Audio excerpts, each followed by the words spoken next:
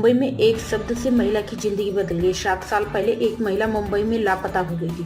तभी से महिला मुंबई की सड़कों पर भटक रही थी। उसकी याददाश्त चली गई थी। उसे कुछ भी याद नहीं था। वह कौन है, कहां से है, जैसे किसी भी सवाल का उसे कुछ भी पता नहीं था।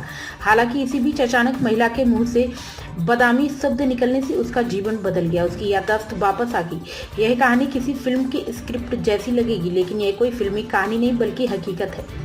महाराष्ट्र के रायगढ़ जिले में पाली में कस्तूरी पाटिल नाम की एक महिला दरबदर भटक रही थी। वह अपनी याददाश्त बदल भूल गई थी। वह भीख मांगकर और कूड़े से उठाकर खाना खा रही थी। महिला की दयनीय स्थिति को देखते हुए कुछ स्थानीय लोगों ने social and evangelical association for love को महिला की जानकारी दी गई। शील की एक सामाजिक संगठन है जो बेघर लोगों की मदद करता है। संगठन के लोग महिला को अपने साथ ले गए थे, जहां दिन प्रतिदिन उसकी हालत सुधर रही थी। इस बीच एक दिन महिला ने बदामी शब्द कहा। इस शब्द को सुनते ही शील के सदस्य ने शब्द पर ध्यान दिया।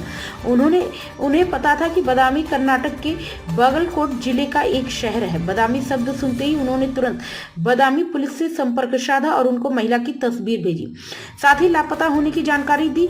बदामी पुलिस ने फोटो मिलते ही महिला के परिवार की तलाश शुरू कर दी। पुलिस का पता चला कि 7 साल पहले कस्तूरी की बेटी देवम्मा भिंगारी ने अपनी मां की गुमशुदगी की शिकायत दर्ज कराई थी। इसके बाद पुलिस ने यह जानकारी शील संस्था के सदस्यों को दी।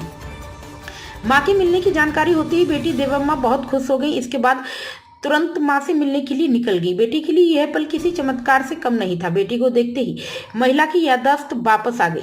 7 साल पहले लापता हुई मां के मिलने की उम्मीद बेटी ने खो दी थी।